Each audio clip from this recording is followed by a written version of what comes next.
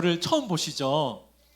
네, 감사합니다. 네, 처음 보는 분도 계실 테고 이미 알고 계신 분도 계시겠지만 제 소개를 간단하게 드리면 저는 엘림교회를 이제 섬기고 있는 신정환 목사라고 합니다. 반갑습니다. 네, 반갑습니다.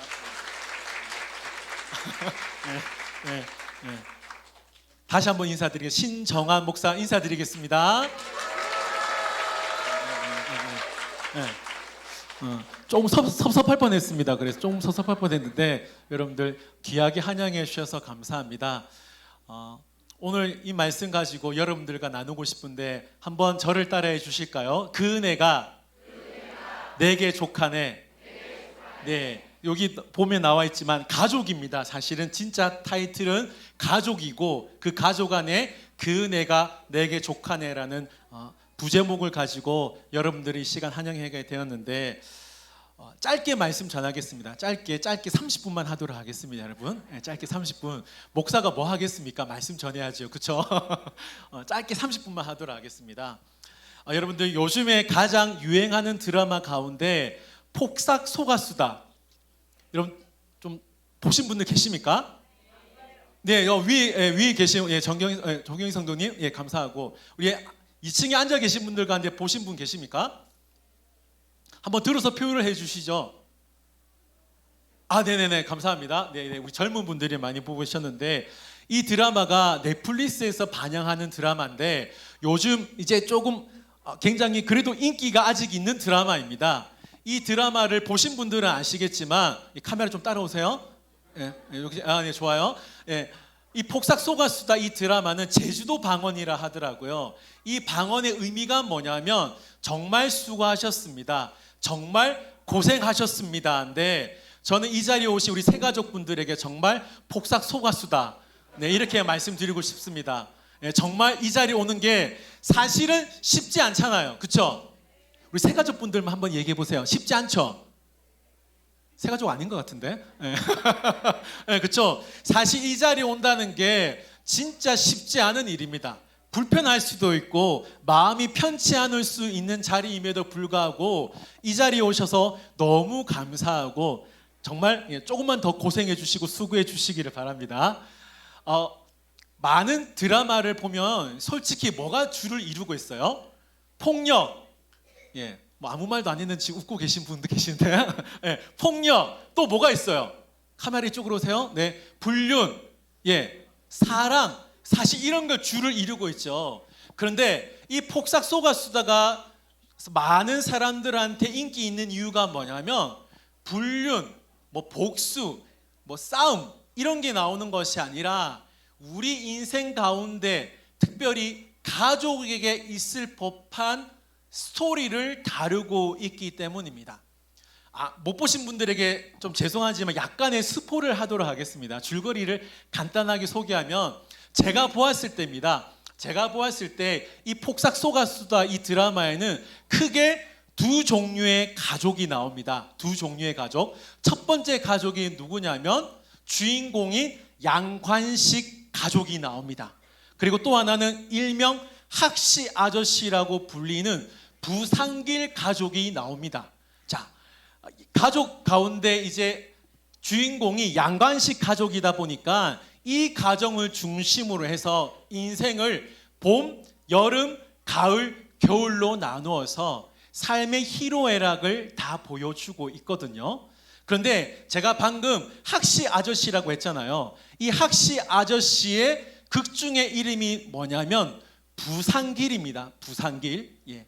그런데 부상길의 이름도 독특하죠. 그런데 보통 이 부상길을 학시 아저씨라고 부르는 이유가 있습니다. 그 이유가 뭐냐면 보신 분들은 아시겠지만 기분이 좋아도 학시, 기분이 나빠도 말버릇처럼 여러분들이 잘 아는 아이씨 있잖아요. 그런 거랑 비슷한 거예요. 계속 학시, 기분이 좋아도 학시, 기분이 나빠도 학시예요. 근데 이 학시 아저씨를 제가 볼 때마다 느끼는 건 기분이 안 좋아요. 왜 안 좋냐면 여러분 이런 말 해서 죄송합니다. 드라마 상입니다. 오해 마시고 들으십시오. 이 학시 아저씨가 자녀들에게 손찌검합니다. 사랑하는 아내를 막 무시해요. 그리고 정말 어이없는 게 뭐냐면 잘난 게 하나도 없거든요. 그 학시 아저씨가. 그런데 바람을 핍니다. 진짜요. 예. 바람을 펴요. 그리고 진짜 잘난 게 아무것도 없거든요. 이빨 빠진 호랑이에 불과한데 힘없는 사람만 보면 학시 너 뭐 돼? 뭐 이렇게. 예. 또 이거 본 사람들은 정말 똑같이 100번 연습했는데, 네, 너 뭐 돼? 이렇게 사람들을 계속해서 괴롭히고 있다라는 것이요.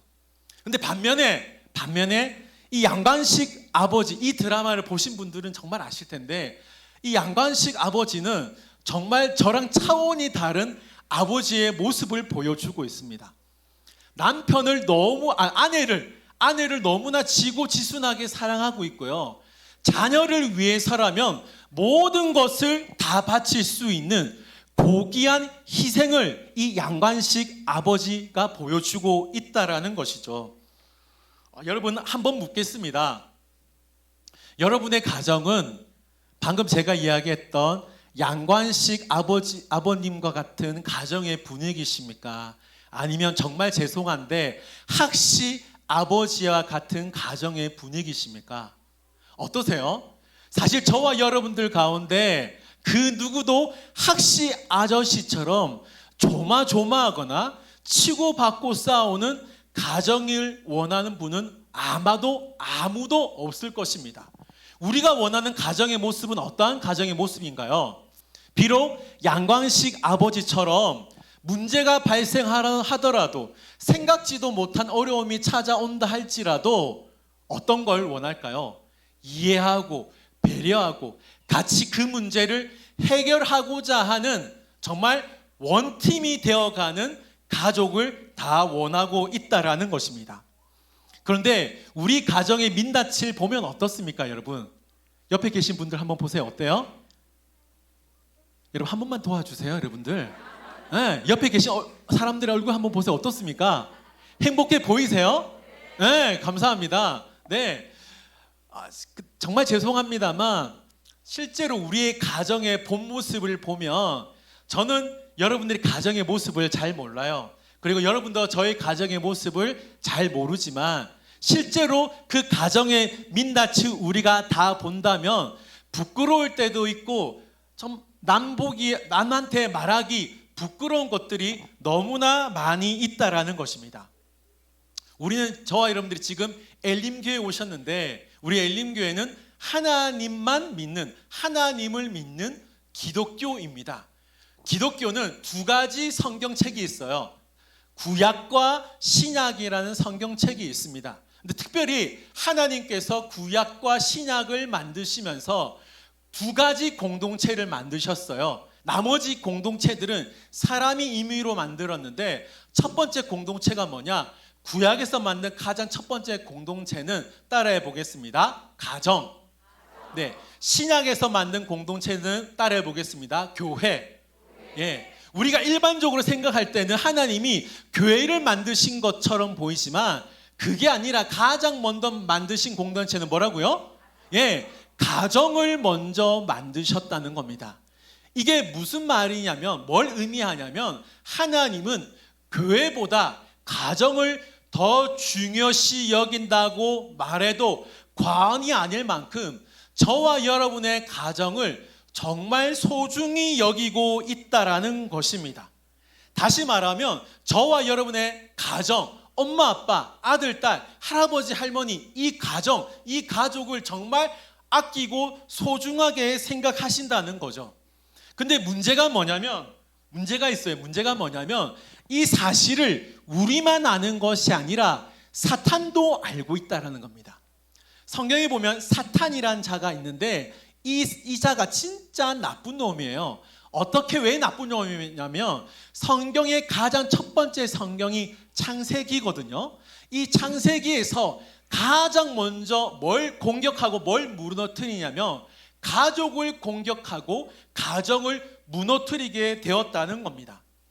지난 2022년 목회 데이터 연구소에서 만 19세 이상 19세 이하 남녀 5,100명을 대상으로 설문조사를 했는데 그 설문조사가 뭐냐면 당신이 삶에서 가장 중요하게 생각하는 가치가 무엇이냐라고 했는데 2019년과 2022년에 설문조사를 했습니다. 첫 1위가 뭐였습니까? 예, 건강이었고 3위는 뭐죠? 예, 경제적인 풍요, 물질적인 부유함을 말하겠죠. 2위가 뭡니까, 여러분? 네, 행복한 가정이었다는 것입니다. 건강은 그렇다 쳐요. 예, 건강 정말 중요하니까. 그런데 저는 이 설문조사에서 그나마 감사했던 게 뭐냐면 경제적인 풍요도 정말 중요하지만 우리나라 국민들이, 우리나라 사람들이 그럼에도 불구하고 어려운 가운데 있지만 정말 가치를 두는 것이 물질보다 행복한 가정이구나 라고 생각이 들어서 참 감사한 마음을 가졌습니다.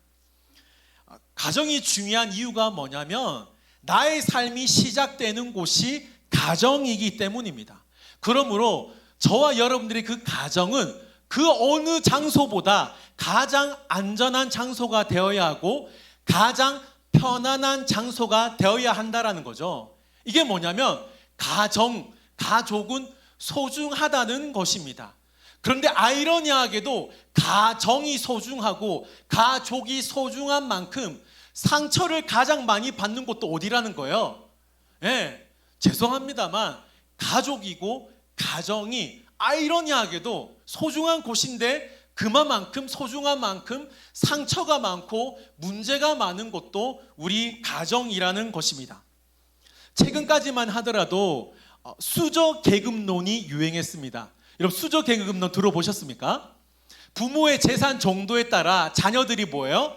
다이아몬드 수저, 금수저, 흑수저, 동수저, 은수저, 흑수저 이런 계급이 나눠지게 되었다는 것이죠.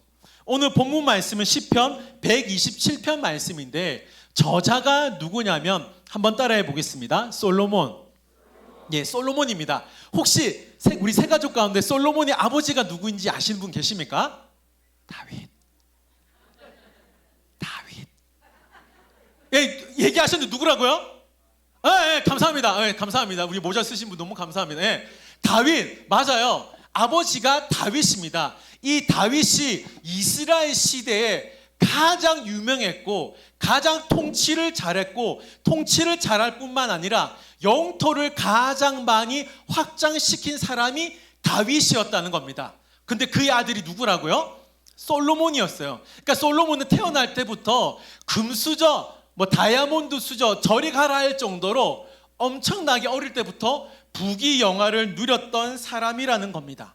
그리고 이 사람이 또 대단한 이유가 뭐냐면 지혜의 왕이었습니다. 그러니까 어떤 질문을 하더라도 막힘없이 대답하는 지혜의 왕이었거든요. 열왕기상 4장 34절 보시면 제가 읽어드리겠습니다. 사람들이 솔로몬의 지혜를 들으러 왔으니 이는 그의 지혜의 소문을 들은 천하 모든 왕들이 보낸 자들이러라. 아멘. 사람들이 솔로몬의 지혜를 너무 듣고 싶어서 전국 방방 곳곳에 와서 솔로몬의 지혜, 솔로몬의 말씀을 듣고 싶었다는 겁니다. 여러분 한번 상상해 볼게요. 저와 여러분들이 솔로몬이라면 어떤 기분일까요? 여러분들이 다이아몬드 수저를 물고 태어난 거예요. 어떨까요? 다 다이아몬드 수저를 물고 태어나셔서 기분을 잘 모르시겠죠. 저 같으면 엄청 기분이 좋을 것 같습니다. 그러니까 태어나자마자 그냥 금 자동차를 타고 다니고 비행기 타고 싶은 대로 타고 다니고 어디를 다 갈 수 있다라는 겁니다.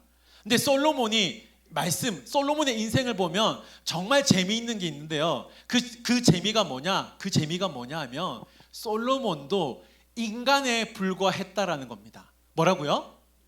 예, 솔로몬도 저와 여러분들처럼 인간에 불과했다는 겁니다. 그게 무슨 말이냐면 저와 여러분들처럼 고민하고 염려하고 아파하고 고통하는 모습이 솔로몬에게도 있었다는 것입니다.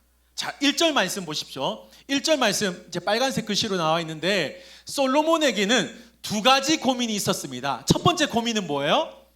예, 집을 세우는 고민이 있었고 두 번째 고민은 뭐였습니까? 예, 성을 지키는 고민이 있었다는 겁니다. 자, 자, 여기서 집을 세운다는 의미가 뭐냐면 아들, 딸, 자녀를 양육하는 것을 집을 세운다는 의미로 말씀드릴 수 있습니다. 방금 말씀드린 대로 솔로몬이 지혜의 왕이었음에도 불구하고 아들과 딸을 양육하는 것이 쉬웠다 어려웠다는 거예요? 예, 정말 어려웠다는 겁니다. 솔로몬이 왕이었기 때문에 전략적으로 결혼할 수밖에 없었습니다. 왕비가 60명, 후궁이 700명, 첩이 300명이 되었다는 것이죠. 자, 솔로몬이 많은 부인을 두었다는 건 또한 자연스럽게 누가 많았다는 걸까요? 예, 자녀들이 많았다는 것을 유추해 볼 수 있는데 특이하게 이유는 모르겠습니다만 성경에는 유일하게 솔로몬의 자녀로 한 사람만 언급됩니다. 그 사람이 누구냐? 르호보암입니다. 르호보암. 할아버지가 다윗이었고 아버지가 솔로몬이었기 때문에 다윗과 솔로몬이 누리고 있던 모든 부귀영화, 모든 힘, 권력, 능력들을 그대로 이양받을 수밖에 없죠. 아들이었기 때문에, 손자였기 때문에 그대로 받을 수밖에 없었습니다. 그런데 이 르호보암의 인생을 잘 보면 하나님이 정말 가증스럽게 생각하시는 우상 숭배를 하게 됩니다. 그로 인하여서 부귀영화, 모든 힘, 능력을 하루아침에 잃게 되었다는 것이죠. 솔로몬은 이 모습을 보고 깨달았습니다. 아, 나의 지혜로 아들과 자녀, 딸을 정말 양육하는 것이 쉽지 않구나. 이걸 깨달았다는 것이죠. 두 번째로 솔로몬이 고민한 것이 뭐라 그랬죠? 기억나십니까? 네, 성을 지키는 것. 앞서 말씀드린 대로 그의 아버지 다윗이 이스라엘을 너무나도 잘 다스려서 영토를 확장했습니다. 그러면 솔로몬이 왕이 되었을 때 그 영토 누구 겁니까? 예, 솔로몬의 것이 됩니다. 왕이 되었으니까 그 성을, 그 영토를 지킬 수밖에 없는 거예요. 근데 문제가 뭐냐면 그 성이 원래 솔로몬 거예요? 아닙니다. 솔로몬 게 아니었습니다. 그렇다 보니까 그 성의 원주인이었던 사람들이 계속 그 성을 빼앗는 거예요. 그리고 그 성, 이스라엘 주변에 있는 다른 나라들이 호시탐탐 그 성을 노리고 있었다는 겁니다. 이렇다 보니 솔로몬이 성을 지키기 위해서 작전을 짜는데 그 작전이 뭐냐? 2절에 나와 있습니다. 그 작전이 뭐냐면 왕과 부하들이 일찍 일어나고 늦게 잠을 자는 작전을 펼쳤다는 겁니다. 뭘 지키려고? 예, 성을 지키려고 일찍 자고 늦게 일어나게 되었다. 늦게 잠을 잤다라는 겁니다. 여러분, 솔로몬이 왕이잖아요. 왕은 어때요? 자기 마음대로, 예, 흔히 말하는 지 마음대로 살면 되잖아요. 늦게 일어나도 되고 뭐 엄청나게 자기 마음대로 해도 되겠지만 솔로몬은 그 성을 지키기 위하여 뭐 했다고요?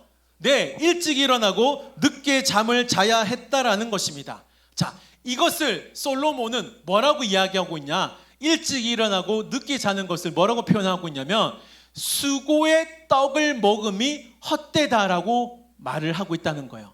이게 무슨 말이냐면 내가 지금 성을 지키기 위해 열심히 노력하고 헌신하고 모든 걸 다 하는 그 모든 것들이 뭐라는 겁니까? 수고에 불과하다는 겁니다. 이걸 원문으로 보시면 고통, 아픔의 떡이라고 표현할 수 있거든요. 그러니까 솔로몬이 뭘 깨달았냐면 내가 아무리 온갖 수고를 하여 가정을 지키려고 하더라도 내가 온갖 노력을 해서 성을 지키려고 했지만 뭐에 불과했다는 겁니까? 예, 고통과 아픔만 남아 있었다는 겁니다. 솔로몬이 결국 깨달은 것이 뭐냐? 아, 하나님께 맡겨야 된다라는 것을 알게 되었다는 거죠. 자, 이 사실을 토대로 1절, 2절 말씀 우리 다 같이 한번 읽도록 하겠습니다. 시작.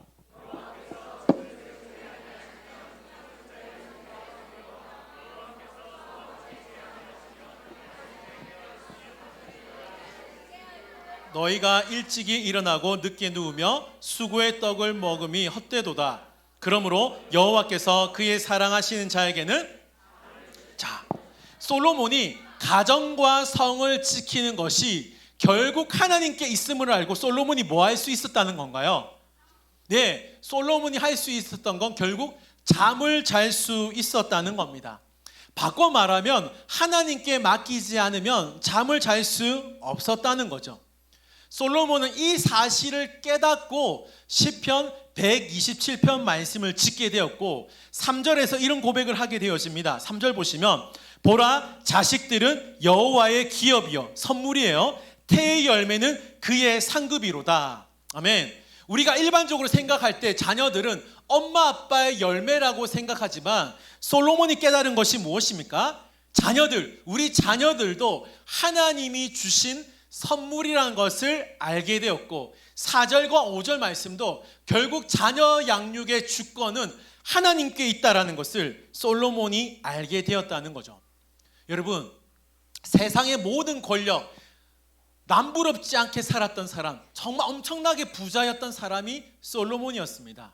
이 솔로몬이 지금 저와 여러분들에게 하는 말씀이 뭐냐면 가정을 지키는 것, 성을 지키는 것은 나에게 달려있는 것이 아니라 하나님께 달려있다라는 걸 지금 저와 여러분들에게 말해주고 있다라는 겁니다.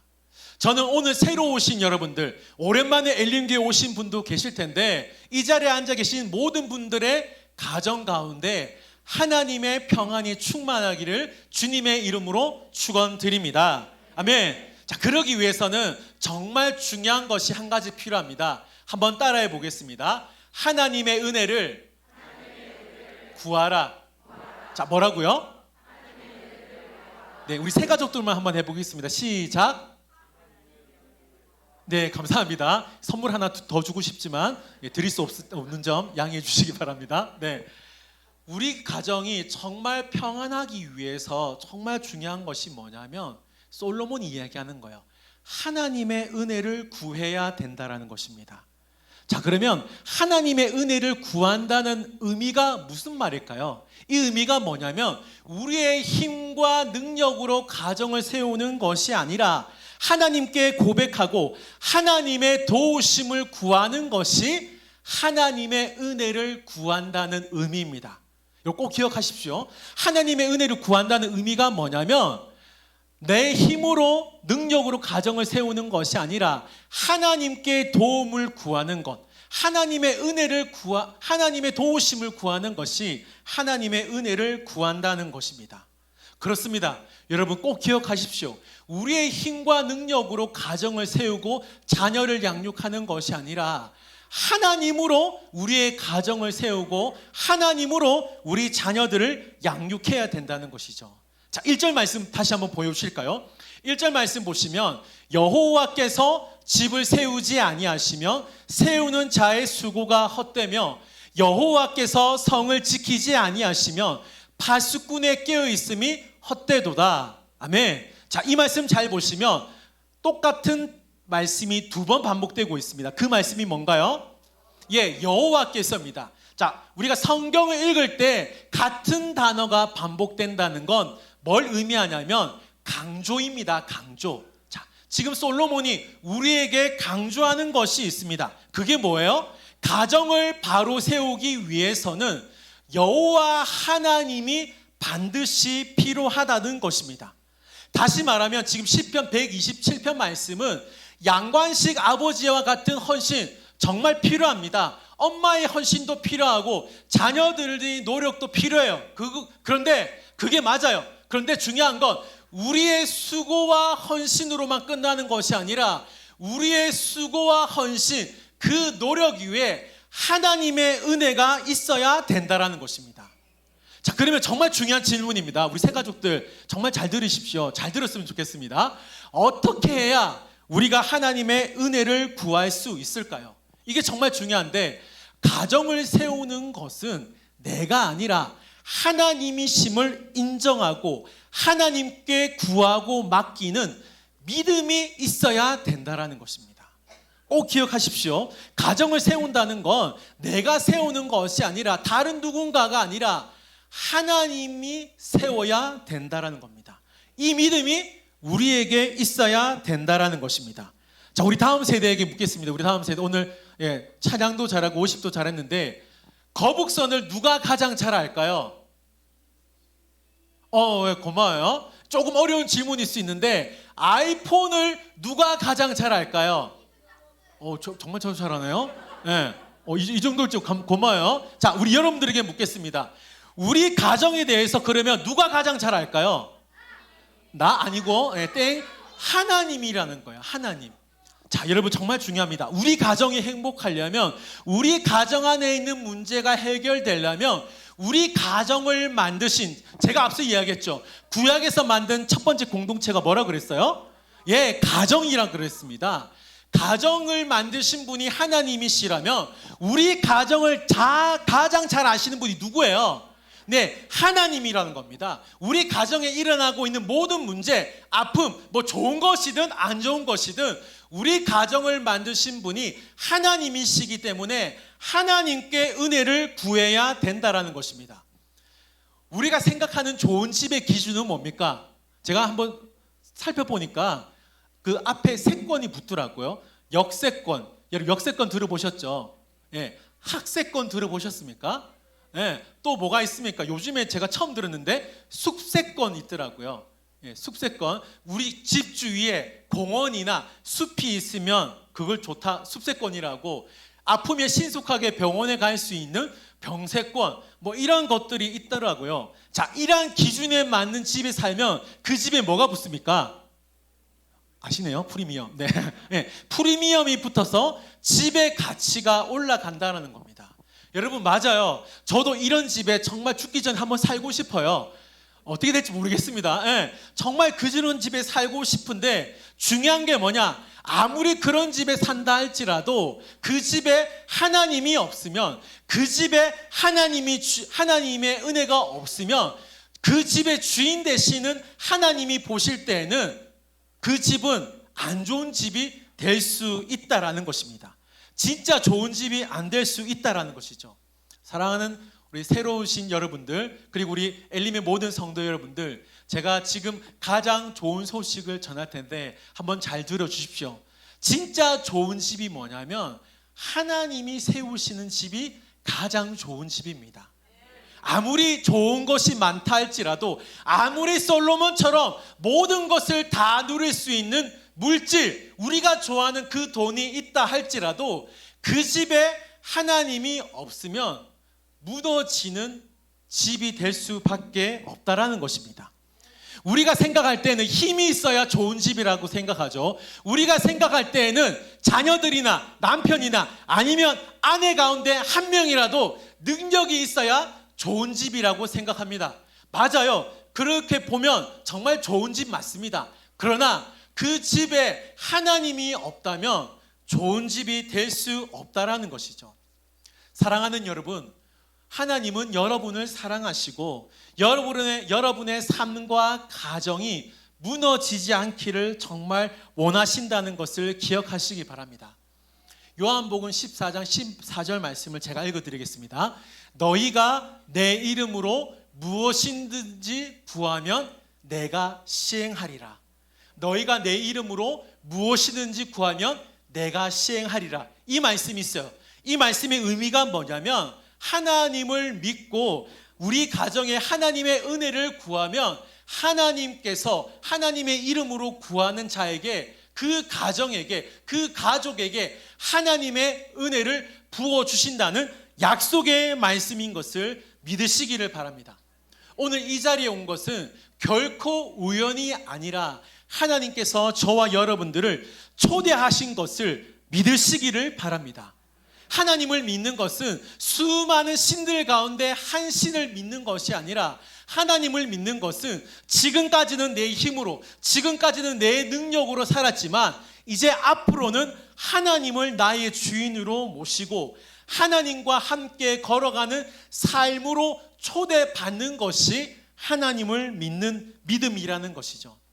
저는 오늘 이 자리가 저와 여러분들이 정말 하나님 안에서 새로운 시작이 될 수 있기를 바랍니다. 새로운 시작이 될 수 있기를 바랍니다. 오늘 한 번만 오는 것이 아니라 다음 주에도 만날 수 있기를 바랍니다. 좀 기분 안 좋으신 건 아니죠? 우리 한번 인사하겠습니다. 다음 주에도 만납시다. 네, 예, 다음 주에도 만납시다. 네, 그래서 여러분들 이 시간 용기를 내어서 하나님을 만났으면 좋겠고, 저와 여러분 가정에 하나님이 주시는 은혜가 있기를 주님의 이름으로 축원드립니다.